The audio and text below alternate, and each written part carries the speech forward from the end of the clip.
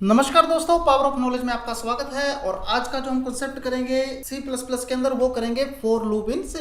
अगर हम लूप्स की बात करते हैं तो लूप्स होती क्या है? लूप्स एग्जीक्यूट करती है किसी ब्लॉक ऑफ स्टेटमेंट को रिपीटली वर्क को परफॉर्म करवाने के लिए जब तक उसको कोई पर्टिकुलर कंडीशन सेटिस्फाई मिलती है। For example, when you are displaying number from 1 to 100 you may want set the value of a variable to 1 and display 100 time. कहते सपोज कीजिए आपको यहाँ पर वैल्यू डिस्प्ले करवानी है 1 से लेकर 100 तक, तो हम क्या करेंगे, किसी वेरिएबल को फर्स्ट वैल्यू इनिशियलाइज कर देंगे और उसके बाद उस ऑपरेशन को परफॉर्म करवाएंगे 100 टाइम और हर बार उसकी वैल्यू में 1 का इंक्रीमेंट मारेंगे। तो कोई भी लूप इटरेशन हो आप इसी तरह से यूज करते हो। अगर हम फॉर लूप की बात करते हैं तो यहाँ पर आपकी वर्किंग कैसे होती है, इसका सिंटैक्स है for initialization. Initialization in the sense यहाँ पर आपको वेरिएबल को वैल्यू असाइन करनी है। फर्स्ट कंडीशन, आपकी कंडीशन क्या होगी, उसके बाद इंक्रीमेंट और डिक्रीमेंट, ये आपके ऊपर डिपेंड करता है कि आप वर्किंग को इंक्रीमेंट करवाना चाहते हो या वर्किंग को डिक्रीमेंट करवाना चाहते हो। और फॉर के बॉडी पार्ट में उसकी statement. Working of for loop, अब वर्किंग ऑफ फॉर लूप में काम कैसे होगा, देखिए हम यहाँ पर क्या करते हैं, सबसे पहले आप इनिशियलाइजेशन करते हो। कोई भी लूप हो,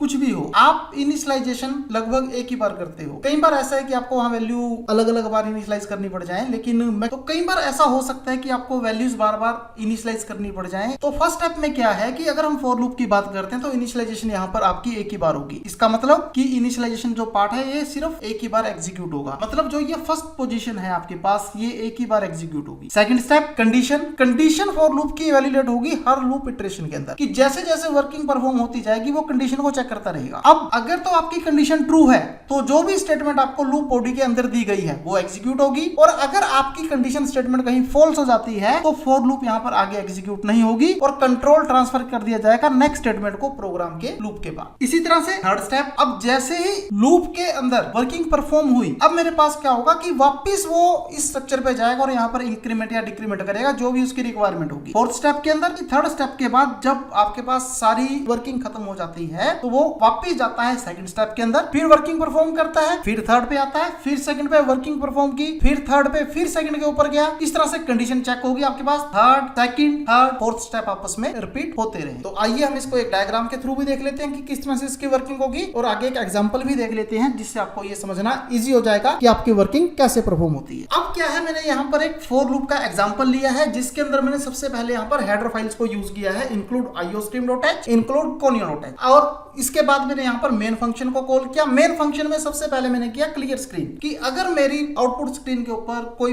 प्रीवियस रिजल्ट है तो पहले वो उसको क्लियर कर दे। मैंने लूप लगाई, लूप के अंदर मैंने इंटीजर वैल्यू ली, जब मैंने इंटीजर वैल्यू यहाँ i को दी है 1, तो मेरा इनिशियलाइजेशन पार्ट कंप्लीट हो गया। अब मुझे इस पार्ट की जरूरत नहीं है i less than equal to 6, कि जब तक i less than equal to ना हो जाए 6, जैसे मैं सेकंड पार्ट पे गया वो थर्ड को नहीं परफॉर्म करेगा, वो नीचे बॉडी पार्ट में जाएगा। और उसने चेक किया सबसे पहले इसको, i की वैल्यू को, और अगेन चेक किया यहाँ पर किस चीज को, कंडीशन को, कि अब क्या 1 6 से लेस है, यस। तो उसने क्या किया, वेरिएबल की वैल्यू को प्रिंट करवाया। अगेन थर्ड पार्ट में गया i प्लस प्लस, तो अब i की वैल्यू 2 हो गई। वापिस सेकंड स्टेप में गया, फिर चेक किया, फिर वर्किंग परफॉर्म करवाई, थर्ड में गया, और ऐसा करते करते जब उसको लास्ट कंडीशन मैट होगी 6 वाली, तो उसने क्या किया, फिर इंक्रीमेंट किया, वैल्यू हो गई i की 7। वो कंडीशन के अंदर गया, क्या i लेस देन है 6 के, कहता नहीं, तो वो लूप से एग्जिट हो गया। तो इसी चीज को हम अपने डायग्राम में देख लेते हैं। स्टार्ट किया initialization i equal to 1, condition i less than equal to 6, इसके बाद लूप के अंदर गया, काउंटर अपडेट किया, फिर कंडीशन चेक की, फिर लूप के अंदर गया, फिर काउंटर अपडेट किया, और इस वर्किंग को कब तक करता रहा, जब तक कि आपका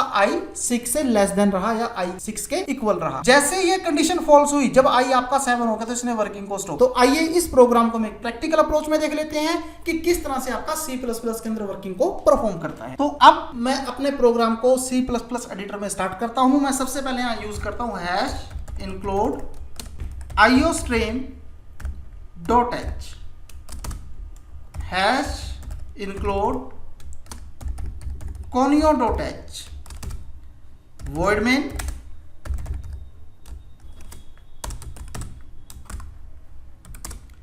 मैंने क्लियर स्क्रीन को यूज किया। मैं फॉर लूप लगाता हूं, for int i equal to 1, i less than equal to 6, i plus plus.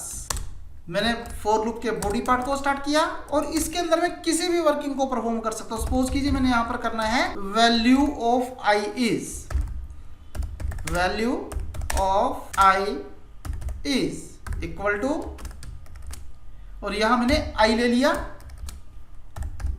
And line. Next line के लिए मैं अपने लूप स्ट्रक्चर से बाहर आया, गेट कैरेक्टर किया और अपने प्रोग्राम को एग्जीक्यूट किया।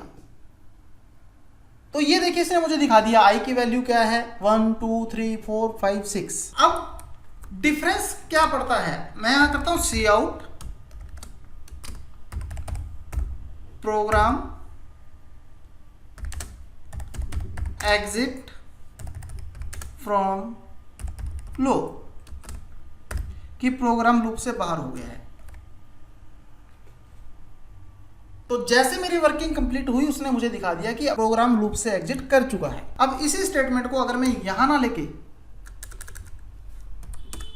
इस लोकेशन पे कर देता तो ये इस चीज को बार बार रिपीट करता, जो कि मेरे लिए गलत होता। Program exit from loop.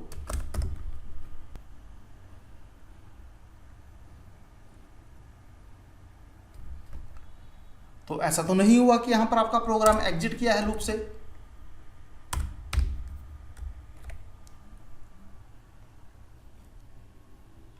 तो ऐसा तो नहीं हुआ कि आपका प्रोग्राम यहां एग्जिट किया लूप से। लूप तो आपकी कंटिन्यू चल रही है। लूप कब एग्जिट हुई, जब आपने 6 के बाद वर्किंग को परफॉर्म किया है। तो आपने इस चीज का जरूर ध्यान रखना है कि जब आप वर्किंग को परफॉर्म करोगे तो वर्किंग को परफॉर्म करते हुए आपकी जो वर्किंग है वो लूप के अंदर कौन सी आएगी और लूप के बाहर कौन सी आएगी। अगर आप उसको लूप के अंदर ही परफॉर्म कर दोगे तो फिर वो इस तरह की प्रॉब्लम्स आपको शो करेगी। अब मैं अगर प्रोग्राम को अगेन रन करता हूं तो मेरा प्रोग्राम इजिली यहाँ वर्किंग को परफॉर्म कर चुका है, मेरे पास कोई भी एरर नहीं है। तो फ्रेंड्स हमारी आज की क्लास में इतना ही था। Thank you very much.